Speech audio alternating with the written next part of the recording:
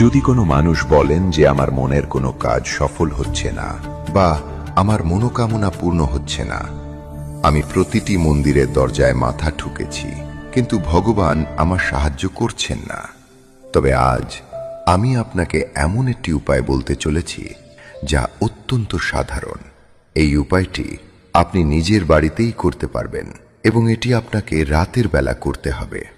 এটি একটি ছোট্ট সাবুর টোটকা বা উপায়। যেই মানুষ এটি একবার করে নেবে, তার ভেতরে যতই সমস্যা থাক না কেন, সে নিজেই নিজের সমস্যার সমাধান বের করে ফেলবে। আপনাকে যে কোনো সোমবার থেকে এই ক্রিয়াটি শুরু করতে হবে এবং 11 সোমবার পর্যন্ত করার সংকল্প নিতে হবে। টানা 11 সোমবার আপনাকে এটি করতে হবে।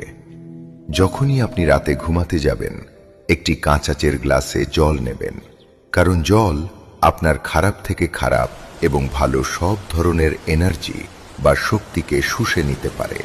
এখন যখন আপনি ঘুমাতে যাচ্ছেন, এই জলটি আপনার কোণার সামনে রাখবেন এবং আপনার মনের যত ব্যথা বেদনা আছে তা ওই জলকে বলবেন। আপনার ভেতরের যত নেগেটিভিটি বা নেতিবাচকতা আছে, যত খারাপ জিনিস আছে, যে কাজটি হচ্ছে না, সব ওই জলকে খুলে বলবেন।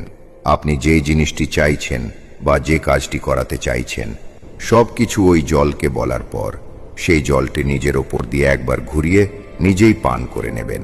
এটি এমন একটি গোপন ক্রিয়া যা আপনাকে সচরাচর কেউ বলবে না, কিন্তু যেই এটি করেছে তার জীবন বদলে গেছে, তার মনোকামনা পূর্ণ হয়েছে।